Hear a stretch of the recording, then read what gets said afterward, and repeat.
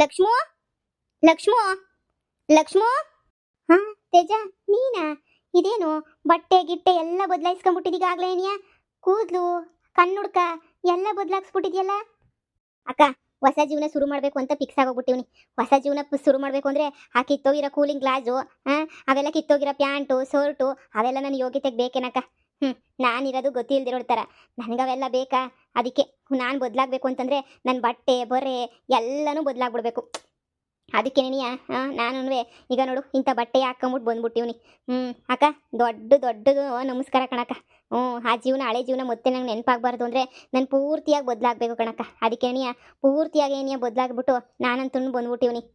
ಯಪ್ಪ, ಗ್ರೇಟ್ ಬಿಡು. ನೀನು ಬದಲಾಗಬೇಕು ಅಂತ ಹೇಳ್ಬಿಟ್ಟು ಮನಸ್ಸಿಂದನೂ ಅನ್ಕೊಂಡಿದ್ಯಾ ಅಂತ ಅನ್ನಿಸ್ತದೆ. ಈಗ ನಂಗೆ ಅರ್ಥ ಆಯ್ತಾಯ್ತು ಮನಸ್ಸಿಂದ ನೀನು ಎಷ್ಟು ಅನ್ಕೊಂಡಿದ್ಯಾ ಅಂತ ಹೇಳ್ಬಿಟ್ಟು. ನೀನು ನೋಡಿದ್ರೆ ನೀ ಒಂಥರ ಆನಂದ ಆಯ್ತಾಯ್ತೆ ನನಗಂತೂ. ಎಷ್ಟು ಖುಷಿಯಾಗಿದ್ಯಾ ಅಂತ ಹೇಳ್ಬಿಟ್ಟು, ಬದಲಾಗಕ್ಕೆ ಅಂತ ಹೇಳ್ಬಿಟ್ಟು ಎಷ್ಟೊಂದು ಖುಷಿಯಾಗಿ ರೆಡಿಯಾಗಿದ್ಯಾ ಬಿಡು.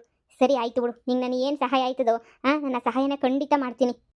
ಸರಿ, ನೋಡು, ನಮ್ಮ ಸಂಬಂಧಿಕರಿಗೆ ಒಂದು ಹುಡುಗ ಅವನೇ. ಆ ಹುಡುಗ ತುಂಬ ಅಂದರೆ ತುಂಬ ಒಳ್ಳೆಯವನು. ಅವ್ರದ್ದು ವ್ಯವಸಾಯ ಎಲ್ಲನೂ ಮಾಡ್ಕೊಂಡವ್ರೆ. ಅವ್ರು ತುಂಬ ಒಳ್ಳೆಯವರು. ಅವ್ರ ಅಪ್ಪ ಅಮ್ಮ ಎಲ್ಲನೂ ತುಂಬ ಅಂದರೆ ತುಂಬ ಒಳ್ಳೆಯವರು ಬಿಡು.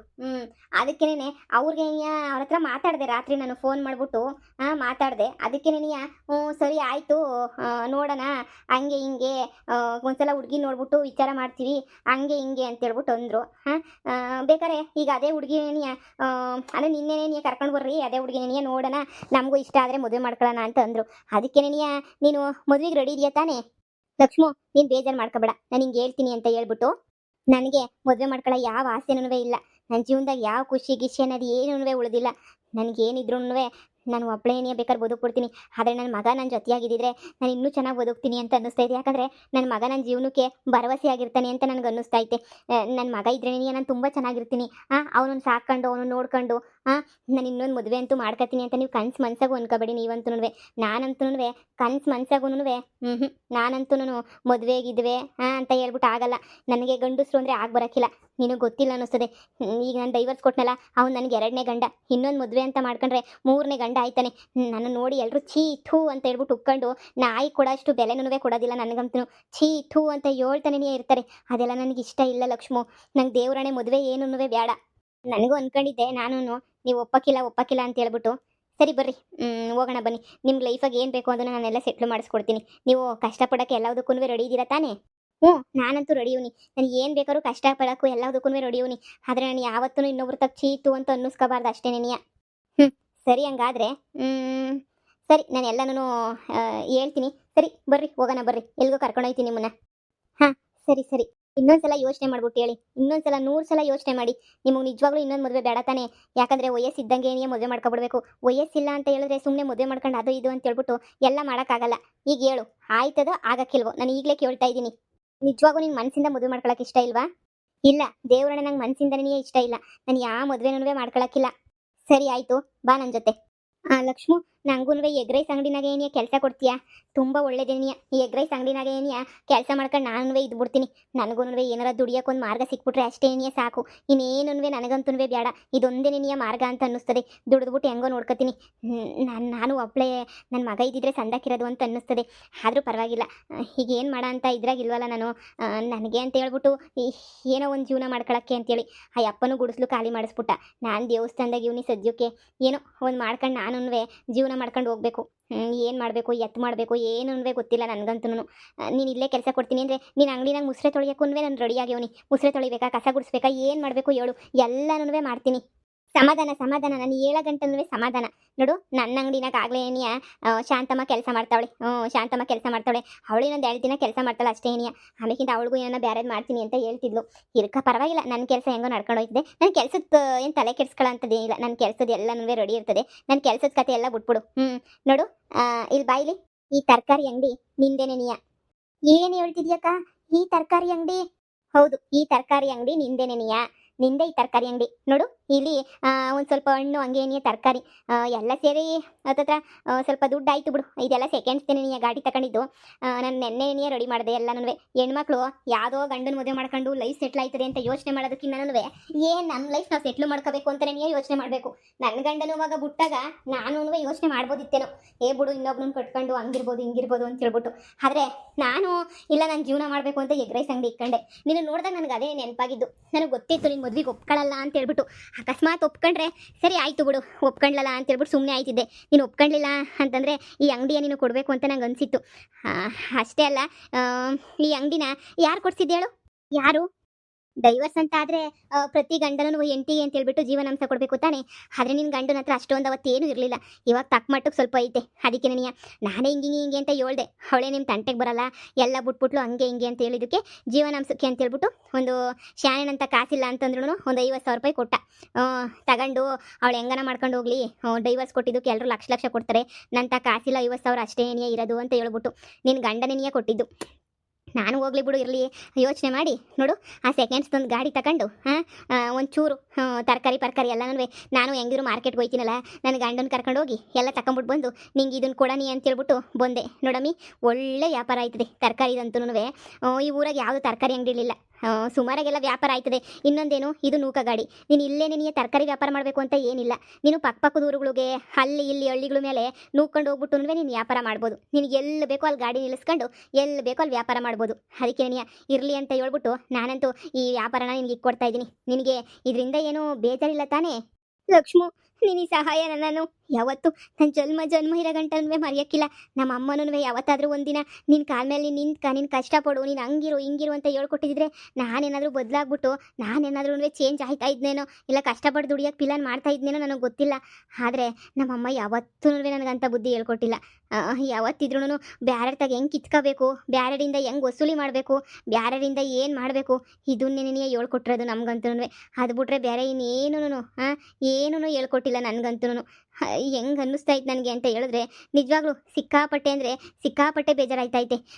ನಮ್ಮಮ್ಮ ಏನು ಹೇಳ್ಕೊಡ್ಲಿಲ್ವಲ್ಲ ಅಂತ ಹೇಳ್ಬಿಟ್ಟು. ಆದರೆ ನೀನು ಇಷ್ಟೊಂದೆಲ್ಲ ನನಗೆ ಮುಂದಾಲೋಚನೆ ಮಾಡ್ಬಿಟ್ಟು ಒಂದು ಅಂಗಡಿನೇ ಮಾಡಿಕೊಟ್ಟಿದ್ಯಾ. ಬರೀ ಒಂದೇ ದಿನಕ್ಕೆ ಇಷ್ಟೆಲ್ಲ ಮಾತಾಡಿ ಇಷ್ಟೆಲ್ಲ ಮಾಡಿ ನೀನು ನನಗೋಸ್ಕರ ಒಂದು ಅಂಗಡಿನೇ ಮಾಡಿಕೊಟ್ಟಿದ್ಯಾ ಅಂದರೆ ನಿನಗೇನು ಹೇಳ್ಬೇಕು, ಏನು ಮಾಡಬೇಕು ದೇವ್ರಣೆ ನನಗಂತೂ ಅರ್ಥ ಆಯ್ತಿಲ್ಲ. ನೀನು ನನಗೆ ಏನು ಹೇಳ್ಬೇಡ, ಏನು ಮಾಡಬೇಡ. ನೋಡು, ನಿಂಗೆ ಸಹಾಯ ಮಾಡಬೇಕು ಅಂತ ಅನ್ನಿಸ್ತು, ಅದಕ್ಕೆ ನೀನೇ ಮಾಡಿದ್ದೀನಿ. ನೋಡು, ಬಡ ಹೆಣ್ಮಕ್ಳು ಆಮೇಲೆ ಬದಲಾಗಬೇಕು ಅಂತ ಅನ್ಕೊಂಡ್ರೆ ಹೆಣ್ಮಕ್ಳಿಗೆಲ್ಲನೂ ನನ್ನ ಕೈ ಸಹಾಯ ಕೈಲಾದಷ್ಟು ಮಾಡ್ತೀನಿ. ನೋಡಮ್ಮ, ನನ್ನ ಕೈಯಿಂದ ಏನು ಕಾಸು ಹಾಕ್ಬಿಟ್ಟು ನೀನು ಅಂಗಡಿ ಇಕ್ಕೊಟ್ಟಿಲ್ಲ. ಜೀವನಾಂಶಕ್ಕೆ ಅಂತ ನೀನು ಗಂಡ ಕೊಟ್ಟರೆ 50,000 ರೂಪಾಯಿನ ಇಕ್ಕೊಟ್ಟಿದ್ದೀನಿ ಅಷ್ಟೇ. ಅದ್ರಾಗೂ ಇನ್ನೊಂದು ಸ್ವಲ್ಪ ಮಿಕ್ಕೈತೆ, ಇನ್ನೊಂದು 10,000 ರೂಪಾಯಿ ಮಿಕ್ಕೈತೆ. ಜಾಸ್ತಿ ಏನಾಗಲಿಲ್ಲ, ಸ್ವಲ್ಪ ರೇಟ್ ಆಯ್ತಾ ಆ ಗಾಡಿ ಪಾಡಿ ಅದಕ್ಕೂ ಇದಕ್ಕೂ ಇನ್ನೊಂದು 10,000 ಮಿಕ್ಕೈತೆ. 10,000ನ ಕೊಡ್ತೀನಿ. ತಗ ಸರಿನಾ? ನಿಂಗೆಲ್ಲ ವ್ಯವಸ್ಥೆ ಮಾಡ್ಕೊಡೋ ಜವಾಬ್ದಾರಿ ನಂದು. ನೋಡು, ಫಸ್ಟು ವ್ಯಾಪಾರ ಹೆಂಗೆ ಮಾಡಬೇಕು ಅಂತೇಳ್ಬಿಟ್ಟು ಕಲ್ತ್ಕ. ನೀನೇನಾದ್ರೂ ಈಗ ತರಕಾರಿ ತಗೊಂಬಿಟ್ಟು ಬರಬೇಕು ಮುಗ್ದಂಗೆಲ್ಲ ಅಂತೇಳಿದ್ರೆ ನಾನು ಮೊಟ್ಟೆ ಈರುಳ್ಳಿ ಎಲ್ಲ ತಗೊಂಬಿಟ್ಟು ಬರೋಕೆ ಹೋಯ್ತೀನಲ್ಲ, ಅವಾಗ ಸಂತೆ ದಿನನೋ ಎಲ್ಲಿ ಕಮ್ಮಿ ಸಿಗ್ತದೋ ಅಲ್ಲಿ, ಇಲ್ಲ ರೈತರುಗಳು ಅಲ್ಲಿ ಇಲ್ಲಿ ಬೆಳೀತಿರ್ತಾರಲ್ಲ ಅಲ್ಲೆಲ್ಲ ಡೈರೆಕ್ಟಾಗಿ ಅವರೆಲ್ಲ ಕಾಂಟ್ಯಾಕ್ಟ್ ಮಾಡಿಬಿಟ್ಟು ತಗೊಬೇಕು, ಬಿಸ್ನೆಸ್ ಮಾಡಬೇಕು. ಅಷ್ಟೇ ಅಲ್ಲ, ಈಗ ಅಕ್ಕಪಕ್ಕ ಹೋಟ್ಲುಗಳು ಇರ್ತವೆ, ಅವರೆಲ್ಲ ದೂರ ಹೋಗ್ಬಿಟ್ಟು ಪ್ಯಾಟೆಗೆ ಹೋಗ್ಬಿಟ್ಟು ತಗೊಂಬಿಟ್ಟು ಬರ್ತಿರ್ತಾರೆ. ನೀನು ಪ್ಯಾಟೆಗೆ ಹೋಗ್ಬಿಟ್ಟು ಅವರೆಲ್ಲ ತಗೊಳ್ಳೋದನ್ನ ನೀನು ಬಿಟ್ಬಿಟ್ಟು ಅಣ್ಣ ನಿಮಗೆ ನಾನು ತರಕಾರಿ ಸಪ್ಲೈ ಮಾಡ್ತೀನಿ ಅಂತ ಕೇಳು. ಲಕ್ಷ್ಮು, ಇಷ್ಟೊಂದು ಬಿಸ್ನೆಸ್ ಐಡಿಯಾ ಎಲ್ಲ ಇಟ್ಕೊಂಡಿದ್ಯಾ ನೀನು? ಅದಕ್ಕೆ ಅಲ್ವಾ ಕಷ್ಟಪಟ್ಟು ಕೆಲಸ ಮಾಡ್ತಿರೋದು. ನೋಡು, ಅಕ್ಕಪಕ್ಕದ ಹೋಟ್ಲುಗಳನ್ನ ಕಾಂಟ್ಯಾಕ್ಟ್ ಮಾಡ್ಕ, ಜನರ ಹತ್ರ ಚೆನ್ನಾಗಿರು. ಈ ಮದುವೆ ಕಾರ್ಯ ಅವು ಇವು ಇದ್ರೆ ಅವಕ್ಕೆಲ್ಲ ನಾನು ಸಪ್ಲೈ ಮಾಡ್ಕೊಡ್ತೀನಿ ತರಕಾರಿನ, ನಿಮ್ಗೆ ಎಷ್ಟು ಬೇಕೋ ಅಷ್ಟು ನಾನು ತಂದು ಕೊಡ್ತೀನಿ ಅಂತ ನೀನು ಒಂದು 2-3 ರೂಪಾಯಿ ಲಾಭ ಇಟ್ಕೊಂಡು ಮಾಡಿಕೊಡು. ಬೇಡ ಅಂದವ್ರು ಯಾರು? ನೋಡು, ಒಳ್ಳೆ ವ್ಯಾಪಾರ ಆಯ್ತದೆ ಸರಿನಾ? ಇವತ್ತೇ ನೀನಿಯ ಪೂಜೆ ಮಾಡಿಬಿಟ್ಟು ಶುರು ಮಾಡಿಬಿಡೋಣ ಬಿಡು ಅಂಗಡಿಯ. ಆ ದೇವರು ಒಳ್ಳೇದು ಮಾಡ್ತಾನೆ ಸರಿನಾ? ಎಲ್ಲ ಒಳ್ಳೇದಾಯ್ತದೆ. ನಾನು ಎಗ್ ರೈಸ್ ಅಂಗಡಿ ನಾನು ಮೊದಲು ಹಂಗೆ ಅನ್ಕೊಂಡಿದ್ದೆ, ನಡೀತದೋ ನಡಿಯಕ್ಕಿಲ್ವೋ ಅಂತ ಹೇಳ್ಬಿಟ್ಟು. ನೋಡಿ ಇವಾಗ ಹೆಂಗ್ ನಡೀತೈತೆ. ಏನಮ್ಮ, ಎಗ್ ರೈಸ್ ಹಾಕೊಳ್ಬಾ ಅಮ್ಮ. ಹ್ಞೂ ಅಣ್ಣ, ಬಂದೆ. ಎಷ್ಟು ಪ್ಲೇಟ್ ಅಣ್ಣ? ಪ್ಲೇಟು ಇಲ್ಲೇ ಕೊಡಮ್ಮ. ಸರಿ ಅಣ್ಣ. ಓ, ಏನು ಹೊಸ ತರಕಾರಿ ಅಂಗಡಿ ಬೇರೆ ಬಂದ್ಬಿಟ್ಟೈತೆ? ಹ್ಞೂ ಅಣ್ಣ, ಹೊಸ್ದಾಗಿ ಓಪನ್ ಮಾಡಿದ್ವಿ. ಪರವಾಗಿಲ್ಲ, ಎಲ್ಲನೂ ತರಕಾರಿ ಎಲ್ಲ ತರಕಾರಿನೂ ಕೊಂಚವಾಗಲಿ ಎಲ್ಲ ತರಕಾರಿನೂ ಇಕ್ಕೊಂಡ್ಬಿಟ್ಟಿದ್ಯಾ? ಹ್ಞೂ ಅಣ್ಣ, ಶುರು ಮಾಡವ್ರೆ. ಪಕ್ಕದಾಗ ಏನಿ ಅಂಗಡಿ ಎಗ್ ರೈಸ್ ತಿನ್ನಕ್ಕೆ ಬಂದವರೆಲ್ಲನೂ ಆರಾಮಾಗಿ ತಗೊಂಡು ಹೋಗ್ಬೋದು ನೋಡ್ರಿ. ಎಲ್ಲ ಕಮ್ಮಿ ರೇಟ್ಗೆ ಏನಿ ಹಾಕೊಡ್ತಾರೆ. ಸಂತೆ ರೇಟ್ಗೆ ಏನಿ ಹಾಕೊಡ್ತಾರಂತೆ. ತಗೊಳ್ಳಿ ನೀವುನುವೆ. ವಾ, ಹೌದೇ? ಇರು, ನನ್ನ ಯಾಂಡ್ರು ತರಕಾರಿ ಬೇಕು ಅಂತ ಹೇಳ್ತಿದ್ಲು. ಅವಳನ್ನೇ ನೀನು ಅತ್ತ ಕಳಿಸ್ಕೊಡ್ತೀನಿ. ಎಲ್ಲ ಮಿಕ್ಸ್ ತರಕಾರಿ ಎಲ್ಲ ತಗೊಂಡು ಹೋಗ್ಬಿಡ್ಬೇಕು. ಆಗ ಹಣ್ಣುಗಳೆಲ್ಲ ಮಡಿಕೊಂಡ್ಬಿಟ್ಟಿದ್ದೀರಾ? ಹ್ಞೂ ಅಣ್ಣ, ಹಣ್ಣು ತರಕಾರಿ ಎಲ್ಲನೂ ಇನ್ನೊಂದು 2 ದಿನ ಹೂವು ಗಿವ್ವ ಎಲ್ಲನೂ ಈ ಶುಕ್ರವಾರ ಆ ದಿನ ಎಲ್ಲನೂ ಹೂವನೂ ಮಾರಬೇಕು ಅಂತ ಅನ್ಕೊಂಡವ್ರೆ. ಭಾಳ ಒಳ್ಳೇದು ಕಣಮ್ಮ, ಭಾಳ ಒಳ್ಳೇದು. ಸರಿ, ನಾನು ಹೆಂಡ್ತಿನ ಕಳಿಸ್ತೀನಿ ಕಣಮ್ಮ. ಈ ಸೊಪ್ಪು ಒಂಚೂರು ಟೊಮೊಟೊ ಎಲ್ಲ ಕೊಟ್ಟು ಕಳಿಸು. ಸರಿ ಅಣ್ಣ, ಆಯ್ತು. ತಗೊಳ್ಳಿ ಅಣ್ಣ ಎಗ್ ರೈಸ್ ತಗೊಳ್ಳಿ. ಏನ್ ನಮ್ ಗಂಡಸ್ರಿಗಿನ ಹೆಂಗುಸ್ರ ಮೇಲಮ್ಮ ತರಕಾರಿ ಅಂಗಡಿ ಏನಂತೆ ಎಗ್ ರೈಸ್ ಅಂಗಡಿನಂತೆ ಎಲ್ಲ ಮಡಿಕತ್ತಾ ಇದ್ದೀರಾ. ಪರವಾಗಿಲ್ಲ.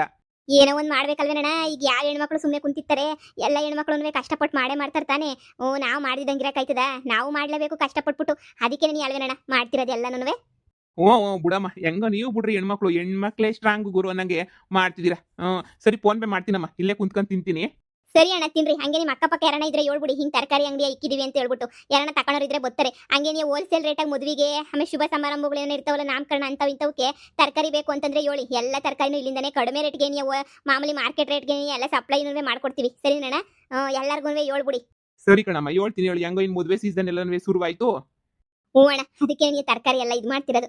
ಹೇಳಿ. ಶುಕ್ರವಾರ ಹಂಗೆ ಹೋಗಿವ ಎಲ್ಲ ಸಿಗ್ತವೆ, ಹಣ್ಣುಗಳು ಸಿಗ್ತವೆ. ಹೇಳಿ. ಸರಿನಾ? ಸರಿ ಕಣಮ್ಮ, ಆಯ್ತು. ಅಲ್ಲಿ ಕುಂತ್ಕೊಂಡು ತಿಂತಿರ್ತೀನಿ. ಸರಿ ಅಣ್ಣ. ನೋಡ್ದ, ಇಷ್ಟೇನಿಯ ವ್ಯಾಪಾರ. ಎಲ್ಲರ ತಗೋ ಲಡ ಲಡ ಲಡ ಲಡ ಅಂತ ಚೆನ್ನಾಗಿ ಮಾತಾಡ್ಕೊಂಡು ಚೆನ್ನಾಗಿ ಬಿಸ್ನೆಸ್ ಮಾಡ್ಕೊಂಡು ಇರಬೇಕು. ಹಂಗೆ ಮಾಡ್ಕೊಂಡಿದ್ರೇನೆ ಎಲ್ಲ ಸರಿ ಹೋಗೋದು. Thanks Lakshmu, thank you so much Lakshmu. ನನಗೆ ಎಷ್ಟು ಖುಷಿ ಆಯ್ತಾಯ್ತು ಅಂದರೆ ನನಗೆ ಹೆಂಗೆ ಹೇಳ್ಬೇಕು ಅಂತ ನನಗೆ ಗೊತ್ತಾಯ್ತಿಲ್ಲ. ನಿಜವಾಗೂ ನನಗೆ ಏನು ಮಾಡಬೇಕು, ಏನು ಹೇಳ್ಬೇಕು, ಹೆಂಗೆ ಮಾಡಬೇಕು ನನಗೆ ಅರ್ಥನೇ ಆಯ್ತಿಲ್ಲ. ನಿಜವಾಗೂ ನಾನು ವ್ಯಾಪಾರ ಮಾಡ್ಕೊಂಡು ಹೋಯ್ತೀನ, ನಂದು ಎಲ್ಲ ಚೆನ್ನಾಗಿ ನಡೀತದ ಜೀವನ ಅಂತ ನನಗೆ ಒಂಥರ ಡೌಟ್ ಆಯ್ತೈತೆ. ನೋಡು, ಮನಸ್ಸಿದ್ದರೆ ಮಾರ್ಗ. ನೀನು ಕಷ್ಟಪಟ್ಟು ದುಡಿಯೋಕ್ಕೆ ಅಂತ ಹೇಳ್ಬಿಟ್ಟು ರೆಡಿ ಆಗಿದೆಯಾ? ರೆಡಿ ಆಗು. ನೀನು ಕಷ್ಟಪಟ್ಟು ದುಡಿಯೋಕ್ಕೆ ಎಲ್ಲ ತಾನಾಗೆ ಬರ್ತೈತೆ. ಸರಿನಾ? ಒಂದು ಹತ್ರ ಸೋಲ್ಬೇಕು, ಒಂದು ಹತ್ರ ಲಾಭ ತಗೋಬೇಕು, ಎಲ್ಲನೂ ಮಾಡಬೇಕು. ಒಂದೇ ಥರ ಜೀವನ ಹಿಂಗೆ ನಡಿಬೇಕು ಅಂದರೆ ನಡೆಯಲ್ಲ.